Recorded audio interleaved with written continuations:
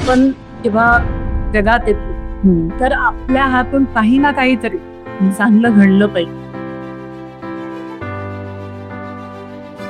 कुठेतरी आपण हरवतोय कारण की बऱ्याच जणांचं शिकता शिकता ते कमी करतात. त्यामुळे त्यांना त्यांचं स्किल डेव्हलप करायला त्यांना वेळच मिळत नाही.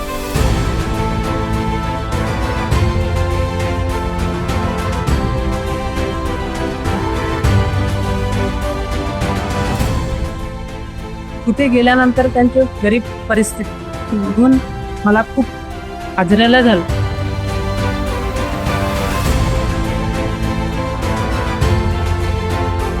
आजही काही करायला विचार करते तर असं आठवते की बाबांनी काय सांगितलं, आजीने काय शिकवलं. प्रत्येक क्षणाक्षणाला मी त्यांचा संस्कार कधीच विसरत नाही, मी नाही कधी विसरणार. आणि मला गर्व आहे की मी एका शेतकऱ्याची.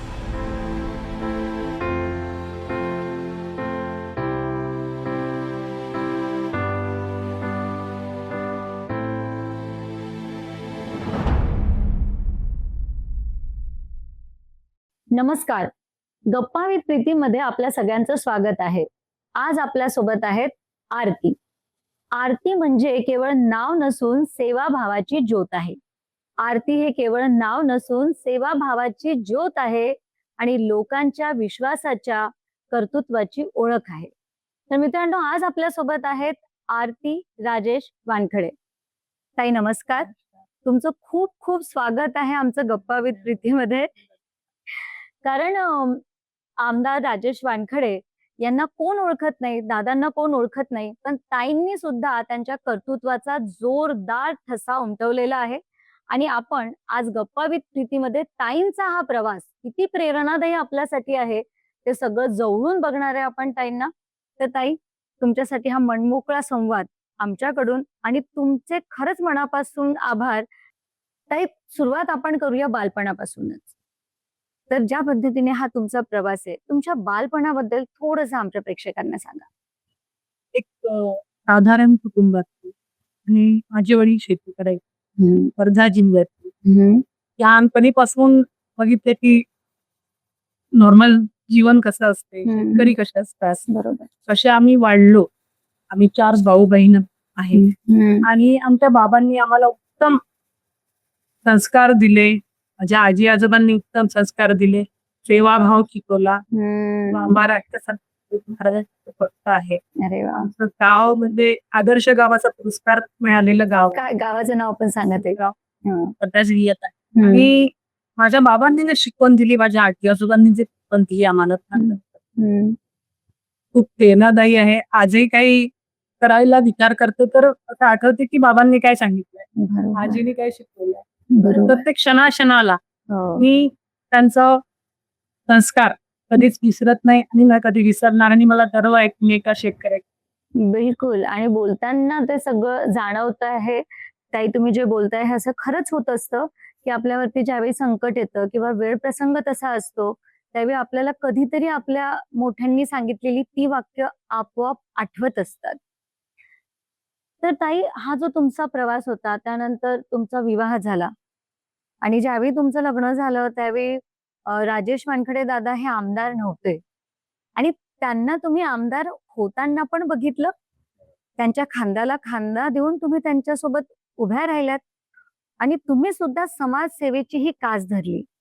ही समाजसेवेची कास तुम्ही ज्यावेळी धरली त्यावेळी दादांनी तुम्हाला कशी मदत केली ते आमच्या प्रेक्षकांना सांगा. त्यांचा नेहमीच सपोर्ट मला राहिलेला आहे. तशी त्यांच्यामध्ये इच्छा आहे समाजकार्याची, तशी पहिलेपासून मला पण आहे. जसं त्यांचा सुरुवात त्यांची जी झाली तर माझा सपोर्ट नेहमी त्यांना राहिला. बिलकुल. त्यांना माहिती होतं की तिला पण समाजकार्य आवडतं, खूप मनापासून ती करते, निस्वार्थपणे करते. त्यांना चांगलं माहिती, त्याच्यामुळे त्यांनी नेहमी मला सपोर्ट. मग आता 2019 ला दादा इलेक्शन लढलेत, नंतर दादा आता इलेक्शन लढले आणि या वेळेपर्यंत जे होतं तुम्ही समाजकार्यामध्ये दोघाही पती पत्नींनी वाहून घेतलं होतं. या दरम्यान असा कुठला प्रसंग तुम्हा दोघांच्या आयुष्यामध्ये आला का ज्याने तुमचं मन हेलावून टाकलं? जसं तुम्ही समाजकार्य करत असताना तुमच्या आयुष्यात आलेला प्रसंग तुम्ही सांगा. बरेच प्रसंग आले होते, एक नाही सांगू शकत. आपण ज्यावेळी बोलत होतो त्यावेळी तुम्ही जो एक प्रसंग सांगितला, ज्यावेळी आता रिसेंटली झालेला एक प्रसंग सांग. एकाच दिवशी आणि पावसाचं वातावरण असल्यामुळे आमच्या मतदारसंघात 3 गावामध्ये वीज गेली अरे बापरे. एका दिवशी. आणि आमदार साहेब मुंबईला होते, तर त्यांचा मला कॉल आला की मी नाहीये आणि तू आता लगेच निघ, हॉस्पिटलला जा, त्यांना मदत कर. किती वाजता वीज पडली होती ताई? सकाळी 11ला एक पडली, नंतर 12:30ला दुसऱ्या गावात पडली आणि तिसरं गाव जे होतं तिथे 1:30 वाजता. बापरे. मी कंटिन्यू हॉस्पिटल आणि गाव जसं जसं कळत होतं की त्यांना ऍडमिट केलंय, लगेच हॉस्पिटलला पोहोचले, त्यांना मदत केली. लगेच फोन आला की दुसऱ्या गावाला पण पडली आहे. आणि तिसरा जो फोन आला त्या गावचे जे गृहस्थ होते ते मरण पावले. आणि मग आम्ही तिथे गेलो. तिथे गेल्यानंतर त्यांची गरीब परिस्थिती बघून मला खूप आजऱ्याला झालं. आणि तिथून आल्यानंतर मी आमदार साहेबांना सांगितलं की आपण त्यांच्यासाठी काहीतरी मदत करायला पाहिजे. तिथले मेन व्यक्ती गेले आहेत बरोबर. आणि त्यांना आपण काहीतरी मदत करायला पाहिजे. मग आमदार साहेबांनी सगळा पाठपुरवठा करून एका महिन्याच्या आतमध्ये आम्ही 4 लाखाचा एक दिवस त्यावेळी कुटुंबियांना ती थोडी पूर्ण पाठपुरवठा करून लवकरात लवकर कशी मदत आपण त्यांना करू शकू त्यासाठी आमदार साहेबांनी खूप प्रयत्न केले आणि एका महिन्याच्या आत आपण त्यांना 4 लाख रुपये. अरे बापरे. आणि त्याच्यात मनाला सुचवलं की खरंच अशा वेळेस जेव्हा घरचा करता जातो पहिला फॅमिलीला सपोर्ट म्हणून आपण काही तर फुल ना फुलाची पाकळी करू शकतो याचं मनापासून समजतं. कारण जे गेलं ते तर नाहीच त्यांचं परत येऊ शकत, पण काही ना काहीतरी आपण करू शकतो कारण आपण समाजकार्यामध्ये आहोत. अर्थात दादांना सगळेजण जायंट किलर म्हणून दादांना ओळखतात अमरावतीमध्ये. आणि दादांसोबतचा हा प्रवास करत असताना तुम्ही पण तुमचा एक वेगळा ठसा हा उमटवलेला आहे ताई. तुम्हाला नुकतंच महिला मोर्चाचं प्रदेश उपाध्यक्ष पद मिळालेलं आहे.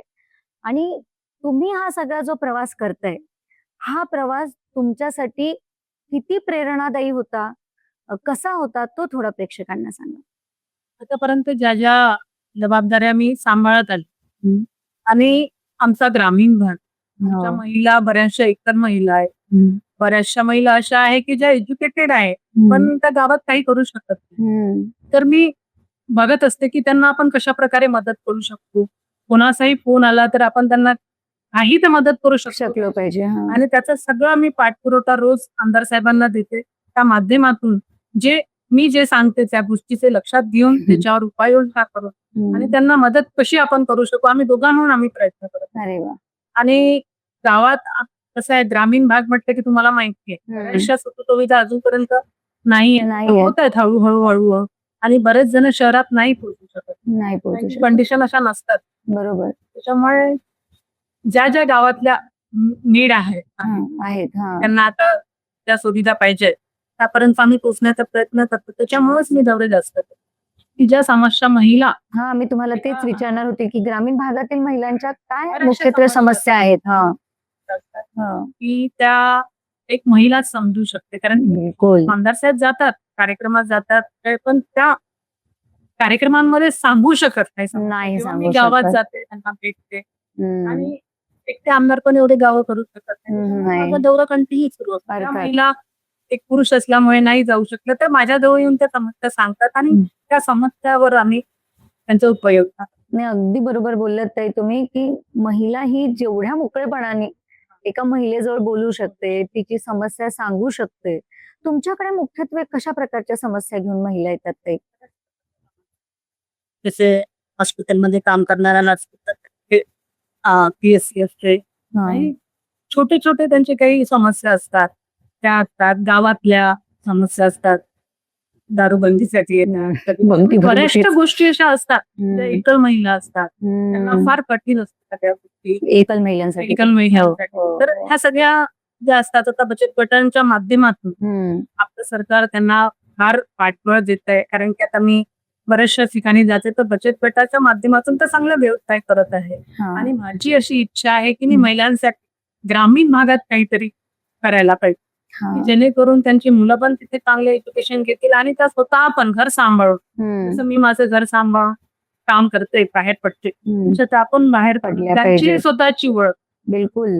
आणि तुम्ही आमच्या प्रेक्षकांना सांगा की ज्या पद्धतीने दादा तुम्हाला मदत करतात आणि त्यामुळे हे सगळं तुम्ही करू शकतात, तसं प्रत्येक पुरुषांनी आपल्या पत्नीला अशीच मदत करायला पाहिजे, जेणेकरून तुमचं घर, तुमचं कुटुंब हा, आणि ती पण स्वबळावर उभी राहते. कारण एकाच गाडीची ती 2 चाक आहेत ताई, आणि एक चाक जर थांबलं Educated आहे.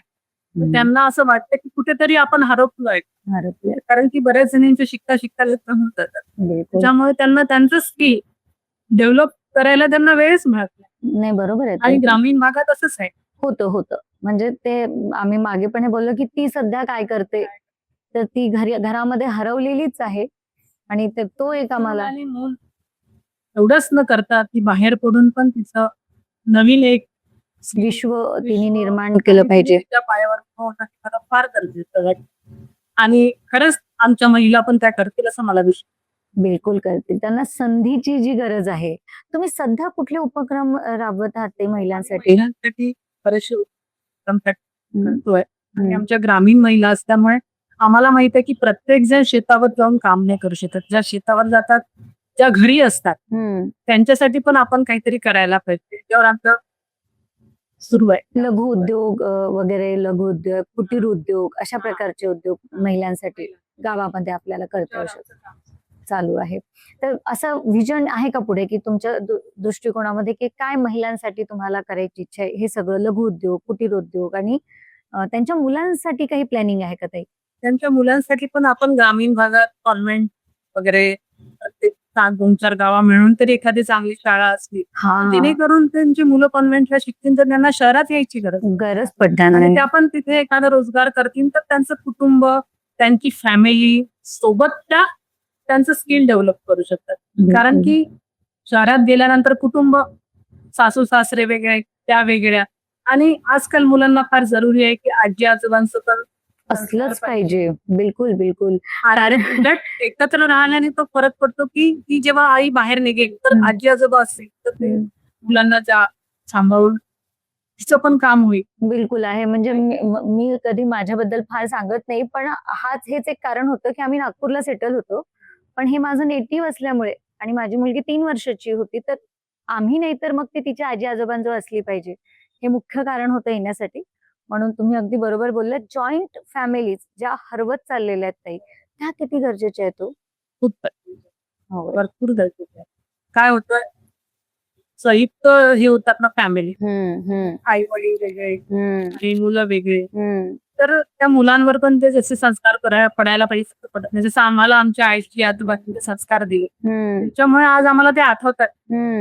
आणि मुलं जेव्हा त्यांच्या आजी-आजोबा जाऊन राहतील, तेव्हा त्यांच्यावर संस्कार पडतील. नाहीतर मोबाईल शिवाय पर्याय नाही आहे. दिवसभर ते मोबाईलमध्ये गेमच खेळत राहणार. आजी राहणार. आजोबांच्या प्रथा कशा आहेत, त्यांनी त्यांच्या लाईफवर किंवा अजून काही त्यांच्या ज्या गोष्टी होत्या त्या त्यांना कशा समजेल आणि आणि कशा संघर्षातून ते पुढे आले. आणि आपल्याकडे जी म्हण येते, दुधावरची साय ही जास्त प्रिय असते. तर ती असतेच आजी-आजोबांना. आजी-आजोबांचं प्रेम आणि त्यांच्या एवढं तुम्हाला बेबी सिटिंग किंवा दुसरीकडे मुलं टाकून नाही होणार. नाही होणार. एवढा जिव्हाळा मुलांना नाहीच. आणि आजी-आजोबांच्या प्रेमाला जर वंचित राहिलं, तर येणारी पिढी तर घडूच शकत नाही. आणि मला असं वाटतं, की आजकाल जे डिव्होर्स होतात ना ताई, मोठ्या प्रमाणात जे घटस्फोट वाढलेले आहे. ज्यावेळी घरात आई-वडील असतात, तर नवरा-बायको नीट राहतात. हां, म्हणजे नवरा-बायकोत जर अबोला जरी झाला, तरी आईला कळेल किंवा बाबांना कळेल. म्हणून पूर्वी जोडपी बोलायची. आणि वेगळे राहायला आले की जास्त जास्त भांडण आहे ना? तुम्हाला पण असं वाटतं ना, की येणाऱ्या पिढीसाठीच नाही, तर नवरा-बायकोंना सुद्धा चांगलं राहण्यासाठी आई-वडील फार आवश्यक आहेत. त्यांचे आशीर्वाद आवश्यक आहेत. आणि त्यांचं स्ट्रगल त्या नातवांना माहिती होतं ना. Yes. त्यांनी कसं स्ट्रगल करून पुढे आले. कारण आपली पिढी आणि आपल्या आधीच्या अगोदरची एक पिढी आणि त्याची अगोदरची खूप स्ट्रगल आहेच ताई. आणि आताही जे आपण म्हणतो, जर आपण आपल्या आजीकडे पाहिलं, 7-7, 8-8 मुलं त्यांना होती. आणि आमच्या घरी हो, की माझ्या सासूबाईंना मी नेहमी विचारते, हां. मला सत्याचा आनंद आहे. काय म्हणताय? 2 सासरे आहेत. काय म्हणताय ताई? नंबर घे. म्हणजे दादांचा नंबर 9वा नंबर आहे. तर मी आईंना नेहमी विचारते, की कसं सांभाळतात? कसं सांभाळलं आणि खरंच त्यांच्याकडनं शिकण्यासारखं आहे. मी रोज त्यांच्याकडनं नवीन शिकायचं. तेव्हा हं. लग्न होऊन मी नवीन आली. मला काहीच करता येत नव्हतं. काय म्हणता? कॉलेजमधून डायरेक्ट लग्न झालं. तर मला आईजवळ राहायला किंवा किती वर्षाच्या होत्या? केवळ? बस आणि माझं लग्न झालं तर मला काहीच करता येत नव्हतं. कारण की नुकतंच जायची आणि मी कधी भाजी केली नसती, पोळी पण लाटली आणि घरी आला तेव्हा पूर्ण फॅमिली. तर खरंच माझ्या सासूबाईंनी मला इतकं चांगल्या पद्धतीने शिकवलं आणि मुलीपेक्षाही जास्त. हो ना. मुलीला तरी म्हणजे आपण दाटदूट करतो, पण आम्हाला कधी त्यांनी रागवलं नाही. आणि असं छान शिकवलं की नाही, पोटातून कोणी शिकून येत नाही. मी म्हणायचे कोणीतरी शिकल्याने शिकत असतं. अगदी बरोबर. तर त्या 2 महिने माझ्यातच थांबत्या. काय मला म्हणता? सगळं शिकवायचंय. किती गोड ना. आणि मी खरंच त्यांचा खूप अभिमान आहे की त्यांनी पूर्ण फॅमिली आमची अशी जपली आहे आणि मी पण त्याच पद्धतीने प्रयत्न करते. आणि जे म्हणतात ना ताई, की तो चेहऱ्यावरती आपल्या ग्लो येतो किंवा तुम्ही जे मनानी असता ते तुमच्या चेहऱ्यावर सातत्याने दिसत असतं. तर मी तुम्ही तुम्ही तर आहातच बिलकुल तुमच्या चेहऱ्यावर तर ते दिसतच आहे. पण मी तुमच्या आईंचा देखील फोटो पाहिलाय. म्हणजे त्या खूपच स्वीट अशा छोट्याशा, गोड, सुंदर अशा त्या दिसतात. म्हणजे त्या जेवढ्या देखण्या आहेत, जेवढ्या रूपवान आहेत, तेवढ्याच त्या मनमिळाऊ आहे आणि आईसारखं त्यांनी प्रेम तुम्हाला दिलं. है ना? असं आज मी माझ्या आईला आणि माझ्या सासूबाईंना आदर्श ठेवते की आजही त्यांच्या डोक्यावरचा पदर पडत नाही. होय. खरंच आहे. आम्ही खरंच आहे. कोणत्याच प्रकारचं पिनअप करत नाहीत. आणि ते तर जाऊ द्यात म्हणजे त्यांच्या टाचा सुद्धा दिसतात. म्हणजे आपल्याला थोडा पाऊस आला, की आपली साडी जाते पण त्यात नऊवारी घालतील, पातळ घालतील, पण त्याच्यामध्ये त्यांच्या टाचा सुद्धा दिसत नाही आणि तो कसा पदर घेतात ते त्यांचं देवाच ठाऊक. आणि खूप सुंदर दिसतात. नॅचरल नॅचरल ब्युटी आणि मला कधी-कधी असं वाटतं ताई, की ageing is very graceful process. म्हणजे त्यांच्या चेहऱ्यावर आलेल्या त्या सुरकुत्या सुद्धा खूप सुंदर आहेत. त्या सुरकुत्या पण त्या अनुभवाने आलेल्या आहेत. त्या पण खूप सुंदर असतात आणि खरंच त्या खूप सुंदर आहेत. आणि तसंही आपल्या आई-वडीलच दैवत. आई-वडीलच प्रत्येकाचं. त्याच्यापुढे कोणतं दैवत असू शकत नाही. देवानंतर तर मला आई-वडील. बिलकुल आणि मी तर म्हणेल देवाने तर हेच म्हटलंय, की माझ्याही आधी तुझं हे दैवत आहे. तू ह्यांची आधी पूजा कर आणि नंतर आम्ही आहोत. म्हणजे बोलता-बोलता आपल्या दोघींच्या डोळ्यात अश्रू तरळले इतकं ते अटॅचमेंट. माझ्या सासऱ्यांचा खूप अभिमान आहे की त्यांनी पण मला इथे आल्यानंतर जेव्हा सासरी आपण येतो, खूप प्रेम दिलं आणि खूप एकदम मुलीसारखं जपलं. आणि माहिती नाहीये गप्पा विथ प्रीतीच्या प्लॅटफॉर्मला काय आशीर्वाद आहे, की जोही व्यक्ती इथे येतो आणि बोलता-बोलता त्या व्यक्तीच्या डोळ्यात पाणी येतं. बऱ्याचदा त्या मला म्हणतात, की "मॅडम कदाचित तुम्ही महिला असल्यामुळे आम्हाला समजून घेता आणि काय झालं की माझे सासरे आर्मी मध्ये होते." रिटायर्ड झाले. ओके. आणि खूप स्ट्रिक्ट मी हां. खूप घाबरायचे. हो. पण त्यांनी एवढं प्रेम दिलं. त्यांचा तो तो स्ट्रिक्ट होता किंवा जेव्हा त्यांचा आवाज होता, असं रागवण्यासारखं जरी बोलायचे, तर एक प्रेमाने वाटायचं. हो असं मी ना. कधी असं वाटलं नाही की ते माझे वडील नाही. असं वाटलं की नाही माझे बाबा तर तिथे आहे, पण हेच आता माझे वडील आहे आणि हेच माझी आई. हे थोडं वेगळंच असतं कारण माझी आई मिलिटरी मॅनची मुलगी आहे ना, हे तुम्ही पण पाहिलं असेल. त्यांना वेळेत लागतं. ते डिसिप्लिन्ड असतात. पण ती आतून मनाने तितकीच हळवी. पण मला बाबा कधीच माझे सासरे. नाही रागवत. कोमळ असतात. रागवणार बरोबर. त्यामुळे तर मी आणि म्हणायची की नाही मी असं काही करणारच नाही की बाबा रागवतील. पण अशी दादांची एखादी तुम्हाला गंमत आठवते का हो ताई? की जी तुम्हाला आपल्या प्रेक्षकांशी शेअर करायला आवडेल? अशी एखादी दादांची कुठलीतरी गंमत, जी लग्नानंतर तुम्हाला नवीन माहिती झाली आणि ती तुम्हाला प्रेक्षकांसोबत शेअर करायला आवडेल? ते दिसतात खूप स्ट्रिक्ट पण ते मनाने खूप आहेत. दादा ना? आणि त्यांच्याकडनं मी रोज काहीतरी नवीन शिकत होते. त्यांच्यात जो काम करण्याचा म्हणा, प्रत्येकापर्यंत पोहोचण्याचा, फॅमिली झालं आणि त्यांच्या सोबत जे सगळेजण काम करतात, त्यांच्याकडे त्यांना म्हणजे तो पाहण्याचा त्यांचा दृष्टिकोन आहे की कोणासाठी तरी आपण काहीतरी करू शकतो पाहिजे. म्हणजे आपल्यासाठी करतात सुरूच असतो. त्याच्यातून मला शिकण्यासारखं असतं आणि ते नेहमी सांगतात मला बोलताना, की आपण जे करतो ते एक पूजा आहे. आणि ते करून विसरून जाय. मी या गोष्टीला मानणार आहे तुमच्या. कारण ते जे म्हणतात ना ताई, की संवेदनशीलता. जो माणूस सेन्सिटिव्ह असतो ना, तोच समाजासाठी काहीतरी करू शकतो. ते सांगायचं कशाला काय सांगायचं? सांगायचं नसतं आपण काय केलंय. असं म्हणतात. म्हणजे ते म्हणतात, की तुम्ही करत पण राहा. माझं एक शिकण्यासारखं एक खरंच असायला पाहिजे. म्हणजे आपण केली ती पूजा आहे. म्हणजे त्यांना त्या कामामध्ये उत्साह म्हणून वाटतो ताई. असं पण असेल, की दादा ते पूजा समजून असं कोणत्याच स्वार्थासाठी ते कोणतं करत नाही. अर्थात. कारण तुम्ही 2019ला पहिलं इलेक्शन आणि मला वाटतं हे तुमचं दुसरंच इलेक्शन होतं, है ना? आणि तुम्ही त्यांच्यासोबत होत्याच आणि आता तुम्ही समाजकार्यामध्ये जे स्वतःला पूर्णपणेच वाहून घेतलेलं आहे.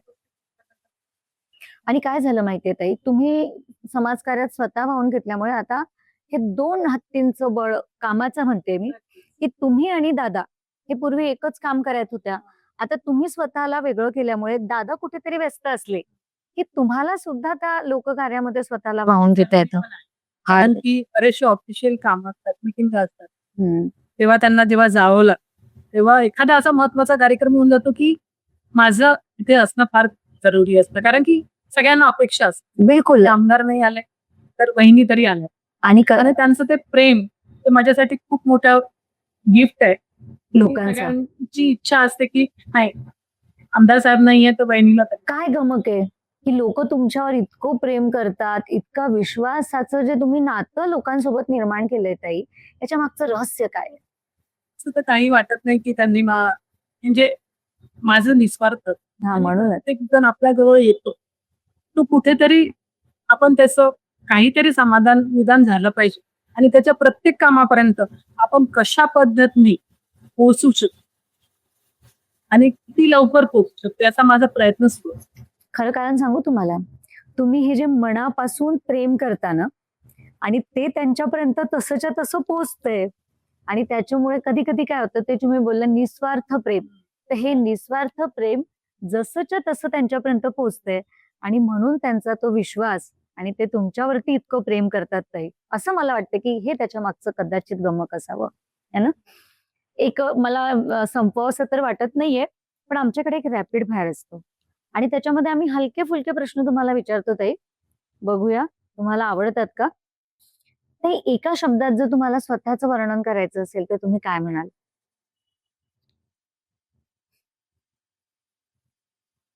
आपण जेव्हा जगात येतो तर आपल्या हातून काही ना काहीतरी चांगलं घडलं पाहिजे आणि त्याचा प्रयत्न माझा सातत्याने सुरू असतो. तसं प्रत्येकच फील्डमध्ये प्रत्येक जण चांगलं काम करत असतो आणि माझी अशी इच्छा आहे की प्रत्येकाने तो प्रयत्न करायला पाहिजे. पुस्तक की मोबाईल? आवडता सण? दिवाळी. प्रेरणा कोण आहे तुमची? माझे आई वडील आणि सासू सासू. लोकांनी तुम्हाला कोणत्या नावाने लक्षात ठेवावं असं तुम्हाला वाटतं? समाजसेवी.